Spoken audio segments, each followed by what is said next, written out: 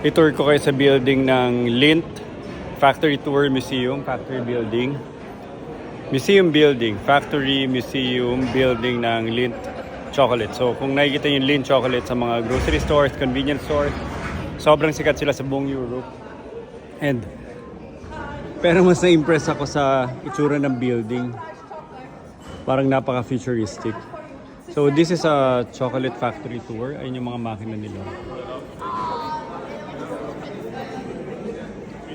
Pero mas na-i-impress ako sa architecture ng building. Napaka-futuristic.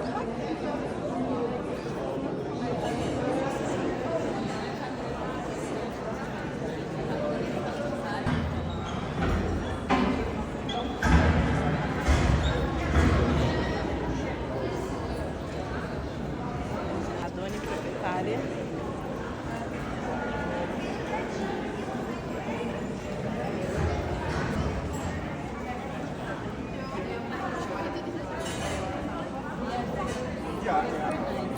Sobrang high-tech, tsaka sobrang futuristic. Ang itsura ng museum. Very impressive. Tsaka very inspiring. Lalo na itong concrete finish, oh. So, favorite ko, tsaka fan ako ng concrete finish ng mga ng mga building architecture. Sasoli ko na yung translator na listening device. Check nyo. Ito ang hirap to kasi buhos to. Tapos habang malambot pa yan, kasama rin sa may mga board form concrete sila. Hindi ko alam kung paano nila ginagawa at this scale. Kasi ang alam ko lang yung mga parang pambahay lang. Pero yung ganitong quality, ibang level.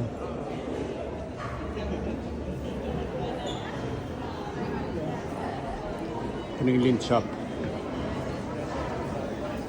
Itsura ng building.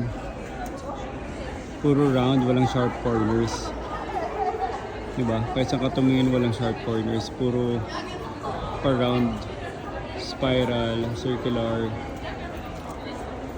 Ano kayang reasoning? Dahil puro round yung nila.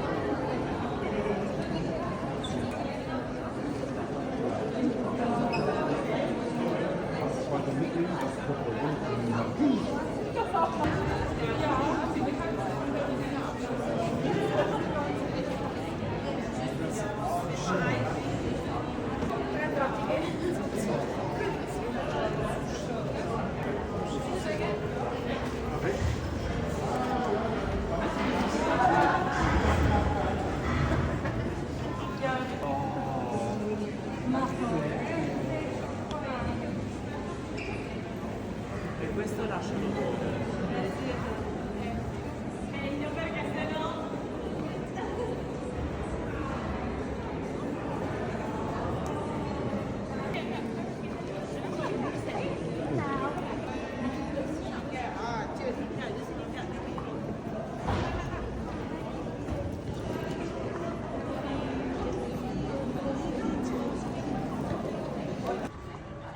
Lindt, home of chocolate.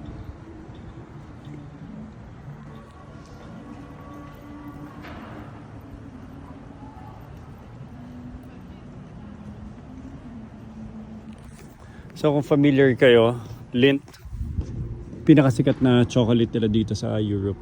Tsaka ano to, all over the world. Palagi nyo makikita yan sa mga chocolate sa stands, convenience stores, grocery stores, palagi may Lindt chocolate. Ganda, sobrang ganda ng building nila, futuristic. Tapos ito yung Lake Zurich. Video lang natin. Hello.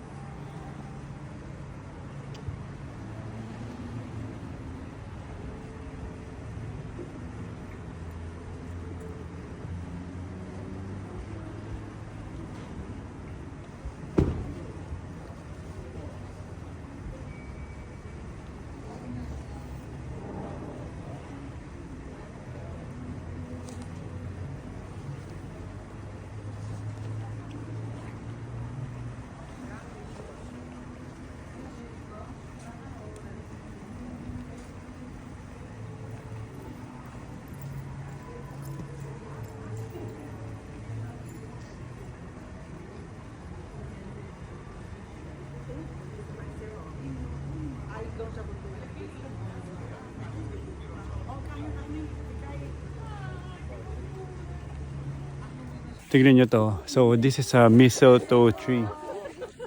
Hello. Huling-huli ah. Mistletoe.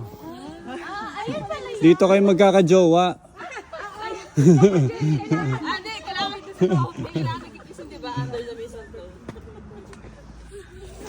Sige, bye-bye. Ingat po. Thank you po. Thank you.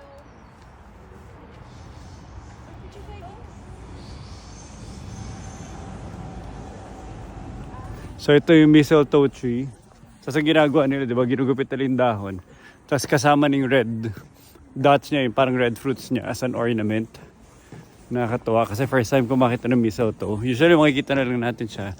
Parang yung mga branches with the red na ginupit na. Tingnan natin kung may makita pa tayong mistletoe sa unahan. Tapos mga Pinoy na meet namin, sinabi ko, yung magpa-picture sa mistletoe magkakajowa.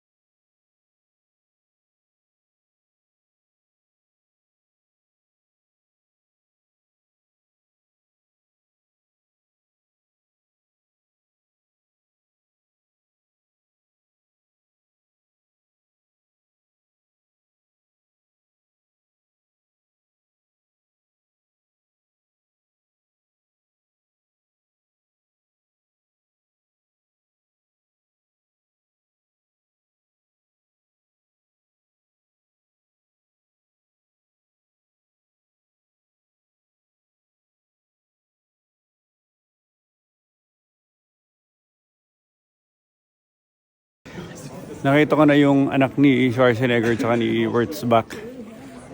Nagpakasal sila at nagtayo sila ng shop. Schwarzenbach. O, diba? Sorry, corny joke ko. Lakad na nga ako. Super ganda.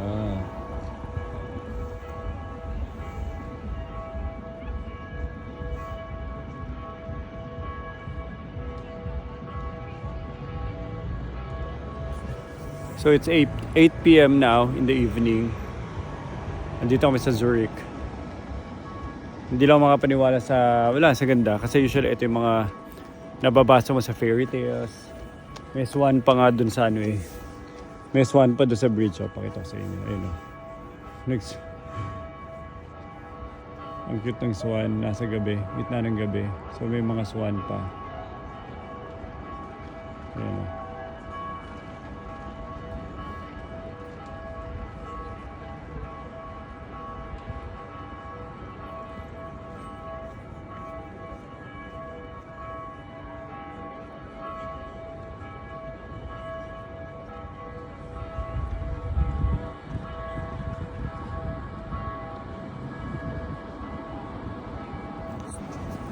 Tapos sobrang siya parang fairy tale setting.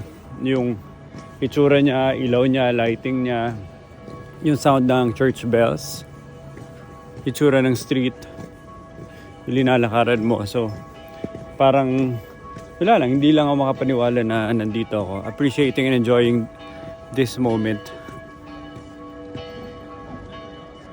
Tapos full moon pa.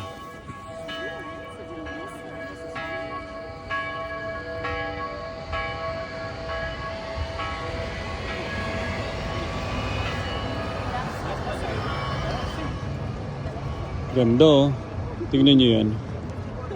Parang parang yung kingdom sa Frozen. Bago naging bago naging winter.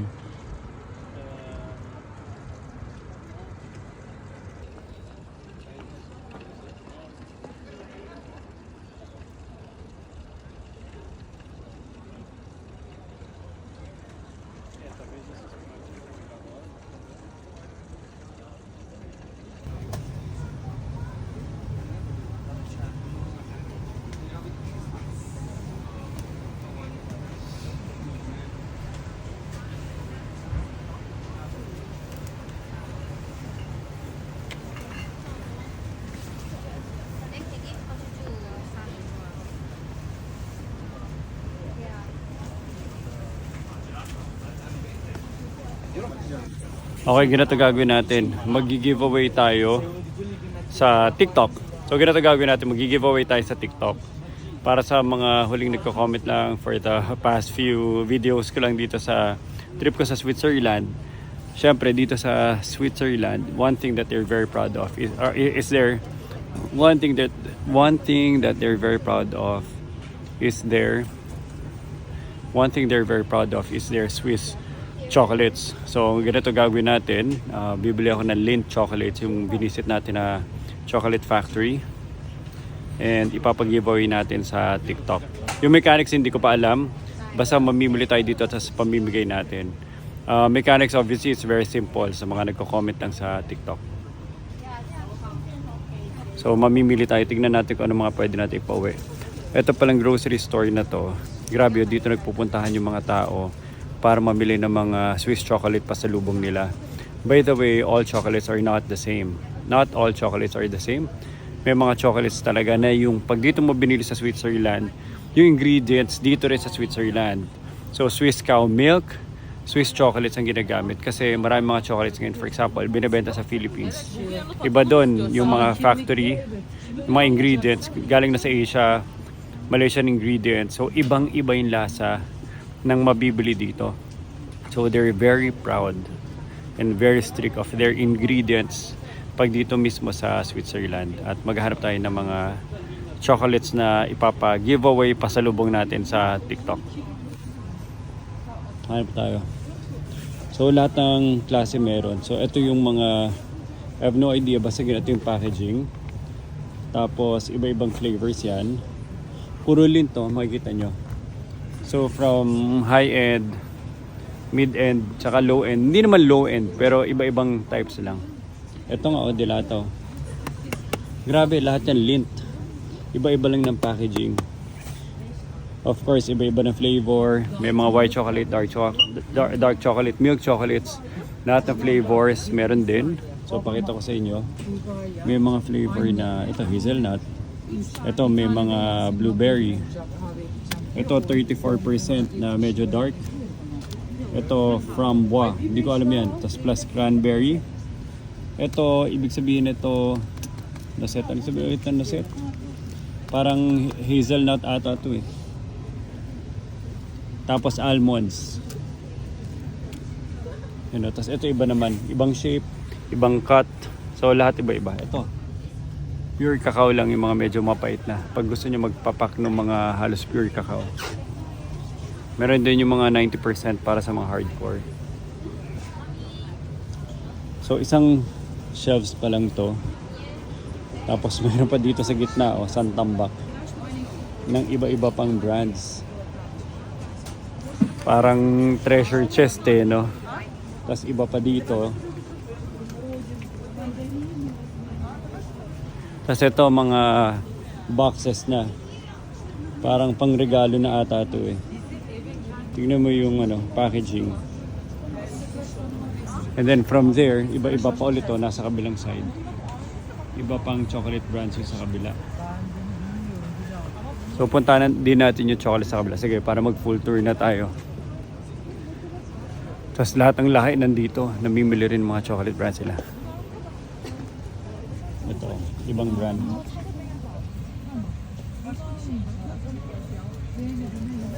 So masarap din. Kilala rin tong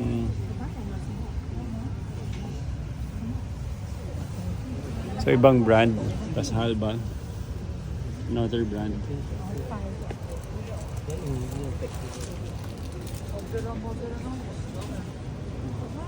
Toblerone nga hindi ko pa nakikita. Ito. Toblerone.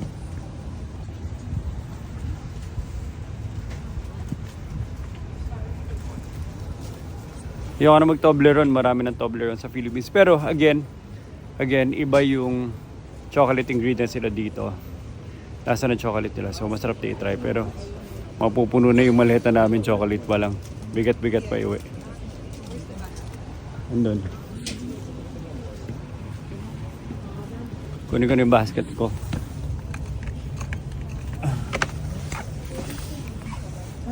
Bigyan mo.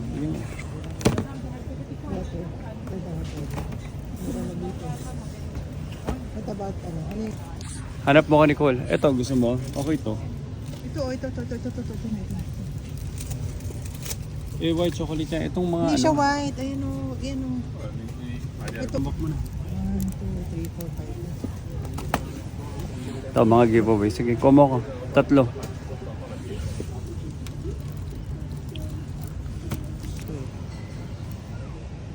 395 ata. Gusto mo ba? Ito, mga ginto. Oh. Ito. Ay, walang katapusan mga chocolates dito eh. Drinks.